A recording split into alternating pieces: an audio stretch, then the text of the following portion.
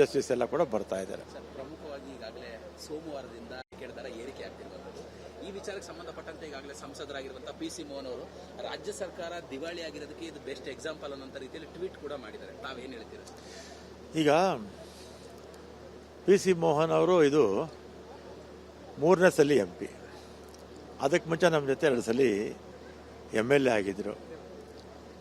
ಈ ಮೆಟ್ರೋ ದರ ಏರಿಸೋದಕ್ಕೆ ಒಂದು ನಿವೃತ್ತ ನ್ಯಾಯಾಧೀಶರ ಅಧ್ಯಕ್ಷತೆಯಲ್ಲಿ ಒಂದು ಸಮಿತಿ ಇರುತ್ತೆ.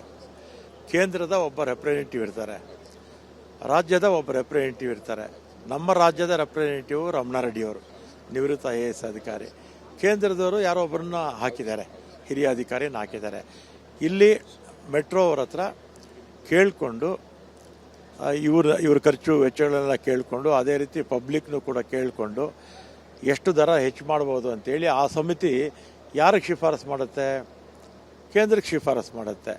ಕೇಂದ್ರದಲ್ಲಿ ಎಲ್ಲ ನಮ್ಮ ದೇಶದಲ್ಲಿರ್ತಕ್ಕಂಥ ಎಲ್ಲ ಮೆಟ್ರೋಗಳು ಕೂಡ ಅಧ್ಯಕ್ಷರು UD ಡಿಪಾರ್ಟ್ಮೆಂಟ್ ಇದೆಯಲ್ಲ, ಅಲ್ಲಿ ಅರ್ಬನ್ ಡೆವಲಪ್ಮೆಂಟ್ ಡಿಪಾರ್ಟ್ಮೆಂಟ್ ಸೆಕ್ರೆಟರಿ ಯಾರು ಇರ್ತಾರೆ, ಪ್ರಿನ್ಸಿಪಲ್ ಸೆಕ್ರೆಟರಿ, ಅವರು ಅಧ್ಯಕ್ಷರಾಗಿರ್ತಾರೆ.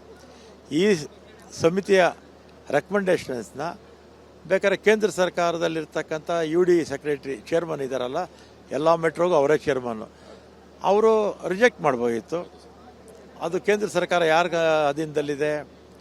ಕೇಂದ್ರ ಸರ್ಕಾರದ UD ಸೆಕ್ರೆಟರಿ ಅಂದರೆ ಮೆಟ್ರೋ ಅಧ್ಯಕ್ಷರು ಯಾರ ಅಧೀನದಲ್ಲಿದ್ದಾರೆ? ಕೇಂದ್ರದ ಅಧೀನದಲ್ಲಿದ್ದಾರೆ. ಈ ಥರ MP ಗಳಾಗಿರೋರು 2 ಸಲ 3 ಸಲ ಈ ರೀತಿ ಮಾಡಿದ್ರೆ ಜನಕ್ಕೆ ತಪ್ಪುದಾರಿಗೆ ಇವರು ಎಳೀತಾ ಇದ್ದಾರೆ ಅಂತ ಆಯಿತು.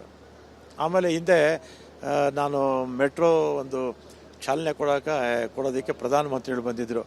ಅಲ್ಲಿವರೆಗೂ ಕೆಲವರು MP ಗಳು ಏನೋ ಮೆಟ್ರೋ ಎಲ್ಲ ದೆಹಲಿಯಿಂದನೇ ದುಡ್ಡು ಕೊಡ್ತಾರೆ ಅಂತ ಭಾಳ ಜನ ತಪ್ಪು ತಿಳ್ಕೊಂಡ್ಬಿಟ್ಟಿದ್ರು.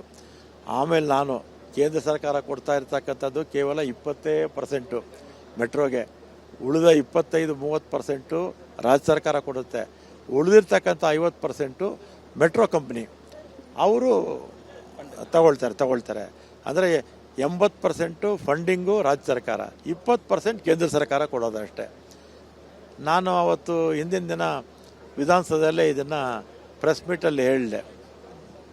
ಇನ್ನೂ ಸ್ವಲ್ಪ ಇವರೆಲ್ಲ PC ಮೋಹನ್ ಅವರು, ಇನ್ನು ಬೇರೆ MP ಗಳು ಮೆಟ್ರೋ ಬಗ್ಗೆ ಆಸಕ್ತಿ ಇರ್ತಕ್ಕಂಥವರು ಮೊನ್ನೆ ಬಡ್ಜೆಟಲ್ಲಿ ಹೆಚ್ಚು ಹಣ ಒದಗಿಸಿದ್ರೆ ಆಮೇಲೆ ಸ್ವಲ್ಪ ಸಬ್ಸಿಡಿ ಕೊಟ್ಟರೆ ಏನು ಗಂಟೋಗುತ್ತೆ?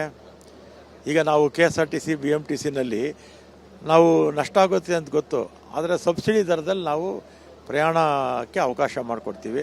ಕೇಂದ್ರ ಸರ್ಕಾರನೂ ಕೊಡಲಿ, ಸಬ್ಸಿಡಿ ಕೊಡಲಿ ನಮ್ಮ ಬೆಂಗಳೂರಿನ ಪ್ರಯಾಣಿಕರಿಗೆ, ಅಲ್ವಾ ಚೆನ್ನೈ ಪ್ರಯಾಣಿಕರಿಗೆ, ಎಲ್ಲೆಲ್ಲಿ ಮೆಟ್ರೋ ಇದೆಯೋ ಅಲ್ಲೆಲ್ಲ ಕೊಟ್ಟರೆ ಏನು ತೊಂದರೆ ಏನಾಗುತ್ತೆ ಇವರಿಗೆ?